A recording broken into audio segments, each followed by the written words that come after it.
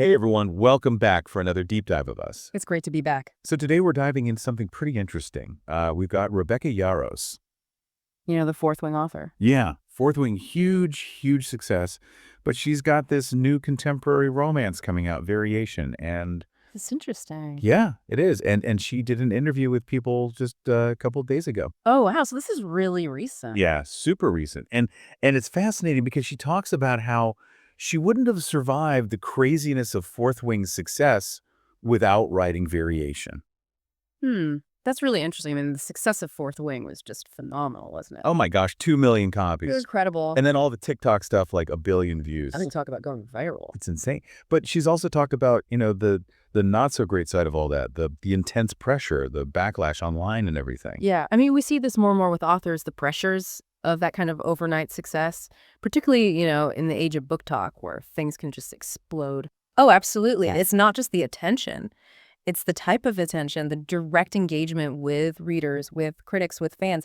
It's constant. Yeah, and it's immediate. Oh, yeah, there's no filter. And that's where I think that quote from the people interviewed, that Hall of Mirrors quote that you mentioned, really comes into play. Oh, yeah. It's like, how do you stay grounded when your book and you, by association, become this, internet phenomenon? Right. It's like this constant feedback loop. It can be exhilarating, but it's also exhausting. You're always having to engage and manage your online persona and your creative output. It's a lot. Yeah, so it makes you wonder, what toll does that take, even for someone who's already a successful author like Rebecca Yarros? Absolutely. So let's talk about Variation a little bit. What is it? What pulled her back to contemporary romance, and what can we learn from this new book about what she's been going through? Okay, so Variation is about Allie. She is an elite ballerina who has to return home because of an injury. So she's dealing with a major career setback. She reconnects with an old flame. And then on top of it all, she unexpectedly becomes the guardian to her ex-boyfriend's niece. Oh, wow. That's a lot. It's a lot going on. It's giving very classic contemporary romance, but knowing what Rebecca has said about it being her way of dealing with the Fourth Wing craziness, I'm really curious how much of her own experience is in this story.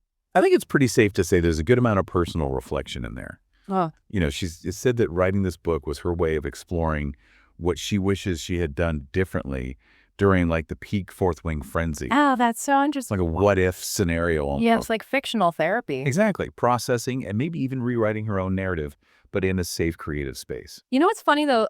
A lot of fans are confused about the timing. Why release a contemporary romance now before the Fourth Wing sequel? Right. Why not just go straight into Onyx Storm? Well, and she's very upfront about that in the interview. Oh, is she?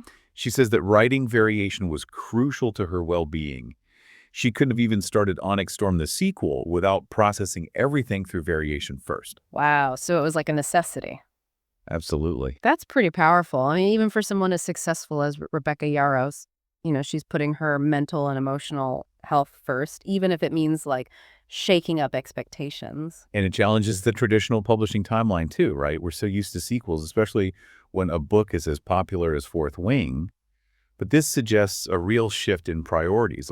Her well-being is just as important as, what fans are expecting or what publishers are hoping for. Well, she's saying my creativity and my sanity are connected. Yeah. I respect that a lot. So we know she has a long history with contemporary romance. In fact, she calls it her first love in the interview and refers to fantasy as an outlier. Oh, that's interesting. What do you think about that distinction? It seems like, she's had this incredible success in fantasy, but contemporary romance is where her heart lies. It's her comfort zone, her creative foundation in a way. Yeah, and yet she's not abandoning fantasy either. Not at all. She's been very clear that she plans to keep writing in both genres, which is awesome news for all her readers. But how do you think these two genres influence each other in her work? Well, it's what makes her so interesting as an author, right? She's not afraid to experiment and blend genres. And I think her experience with fantasy has really enriched her contemporary romance writing. Oh, really? Tell me more about that. Well, in the interview, she talks about how writing fantasy forced her to go deeper with character development to make them believable. Even in these fantastical settings, she had to understand their motivations, their fears, their desires. And that's where the romance element comes in. Exactly. The romance isn't just a side plot. It drives the character's growth. It shapes the narrative arc. And I think those skills that she honed in, the world of dragons and magic, have translated beautifully to her contemporary romances. It's like she's bringing that epic fantasy scope into the everyday world, which I think is part of what makes her book so captivating. I think so. Before we move in, though, I want to touch on something else she said in the interview about how romance actually enhances her fantasy writing, makes it richer. What'd you make of that? It's fascinating, right? It's this idea that romance isn't just about the love story, but about the emotional core it brings to the narrative. Even in a high-stakes fantasy world, it's the human connections, the love, the loss, the heartbreak that make the characters relatable and make the story resonate. So the romance adds another dimension to the fantasy. Yes, It exactly. grounds it in something that everyone can connect with. And it makes the fantasy world feel more real, more lived in, because even in a world of magic and mythical creatures, human emotions are still at the heart of the story. Okay, so we've covered a lot here, the highs and lows of Fourth Wing, the inspiration behind variation, and Rebecca's thoughts on, balancing these two genres that she clearly loves. But I think we need to take a pause here and let all this sink in a bit. All right, so it's amazing how Rebecca Yarros' experience really reflects this bigger conversation about social media's impact on creators. Oh, absolutely. It's like we're watching this evolution happen right in front of us. Like, Huh. on one hand, you've got this incredible, democratization of creativity. Authors can connect with readers, build their platforms, bypass the traditional gatekeepers. Right. But then there's this underlying pressure, this constant scrutiny that can be so overwhelming, especially for someone like Rebecca, who poured so much of herself into Fourth Wing. And it's not even just about negativity or trolling. It's the sheer volume of input, the expectation to always be on, to be engaging, to manage your online persona on top of your creative work. It's like a second job. It's exhausting. Yeah. So it makes you think, is this the new normal for authors? Is this level of engagement and self-promotion just part of the deal now? It's a question a lot of authors are grappling with, for sure. The lines are blurring between the art and the artist, the personal and the professional. And while social media can be amazing for connection, it also creates this vulnerability, like you're constantly exposed. Which brings us back to Variation and her decision to explore these themes through fiction. It's one thing to talk about the pressures of social media in an interview, but to weave it into a narrative to show the emotional impact through the characters, that's a whole other level. Oh, for sure. And it lets readers connect with these issues in a deeper way. Instead of just reading about Rebecca's struggles, we're experiencing them through Ally, the protagonist.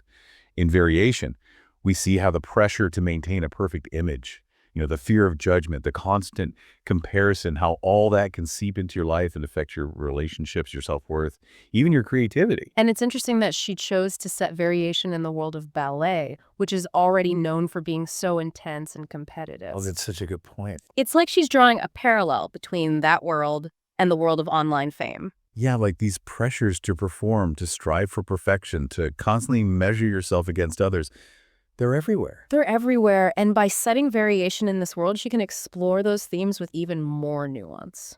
I think so. It makes you think about Allie's journey back to her hometown. Her stepping away from the spotlight.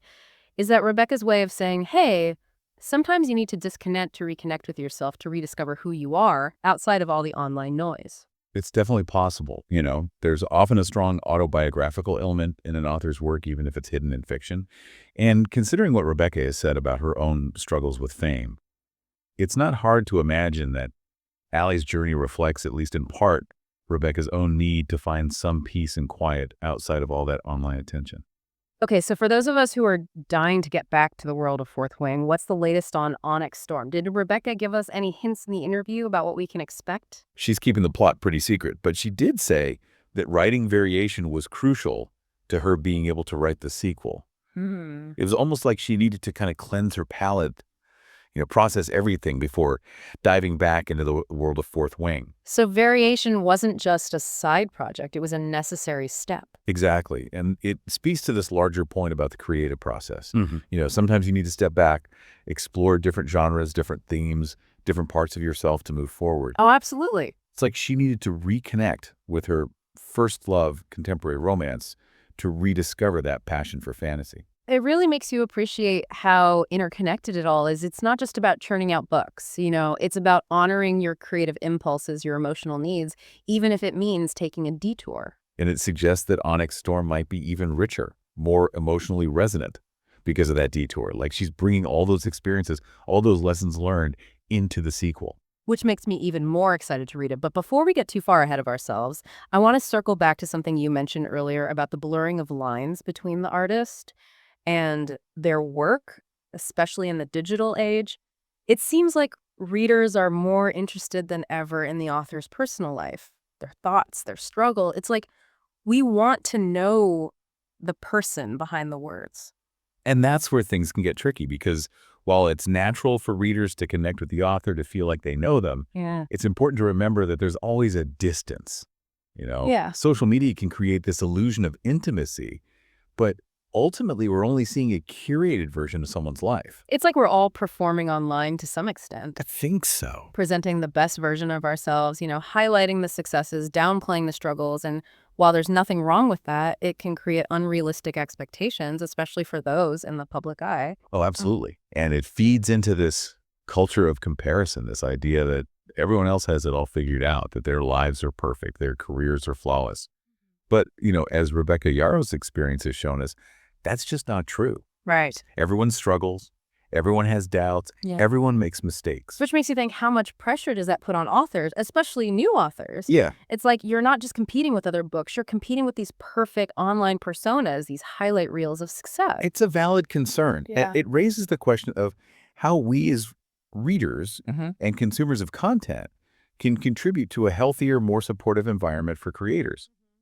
How can we be more mindful of our words and actions online? How can we celebrate authenticity and vulnerability instead of demanding perfection? Those are big questions. They are. And I don't think there are easy answers, but I think Rebecca Yarros' willingness to be open about her struggles, to show her human side, is a step in the right direction. Exactly. It's like she's giving us permission to be imperfect, to acknowledge our own vulnerabilities, and to recognize that success isn't always a straight line. It's a reminder that even those who seem to have it all figured out are still figuring things out as they go. And that sometimes the most powerful stories come from the messy, imperfect parts of our lives. Okay, before we move on to the last part of our deep dive, let's take another pause here. We've covered a lot of ground, from the pressures of social media to the importance of authenticity and the power of vulnerability. All right, welcome back. It's been quite a deep dive into Rebecca Yarros' world, hasn't it? It really has, from the highs of Fourth Wing to this really personal journey she's been on, and it's all reflected in her work. It is. It's fascinating. So let's zoom in on the books themselves. Like, what can readers actually expect from Variation and Onyx Storm? Okay, well, let's start with Variation. Out tomorrow. That's right. I am so ready. So we've got Allie, this elite ballerina, dealing with a career-ending injury. She goes back home, and then bam, she's taking care of her ex-boyfriend's niece. Yeah, it's a lot. Talk about a life of upheaval. And this is Rebecca Yarros. So we know there's going to be some serious family drama, rekindled flames, and of course, tons of romance. Oh, absolutely. But given what we've talked about with Rebecca's own experiences with fame and needing to step away, it feels like Variation is going to be more than just a romance novel. I think so, too. Yeah.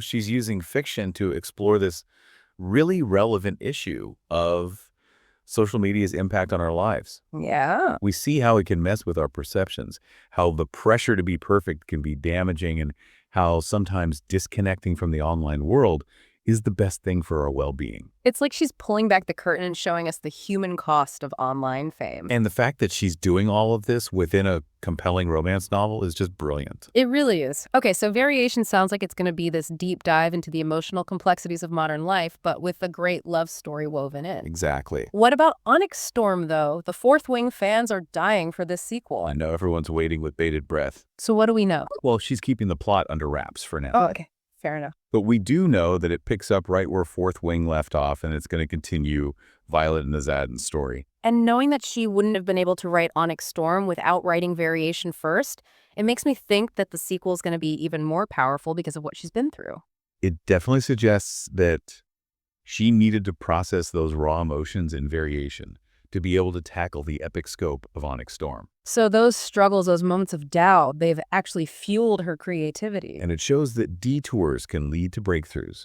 Yeah. It's not always a straight line. Not always. Sometimes you have to wander and explore and even get lost to come back stronger and more inspired. And Rebecca Yarros is proof of that.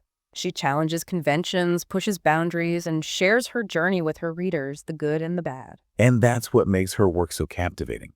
She's creating stories that connect with our deepest fears and hopes and our need for connection. both in the real world and in these fantastical worlds that she builds. So as we wrap up this deep dive, I want to leave you with this thought. Rebecca Yarros' story is a reminder that creativity can be messy and unpredictable. Sometimes it takes us on detours, but those detours can lead to amazing growth, and they can result in stories that stay with us. So if you want to explore the complexities of modern life, the power of connection, and the magic of love, check out Variation out tomorrow. And mark your calendars for Onyx Storm in January. It's going to be an epic adventure filled with magic, danger, and unforgettable romance. Until next time, keep exploring, keep questioning, and keep diving deep.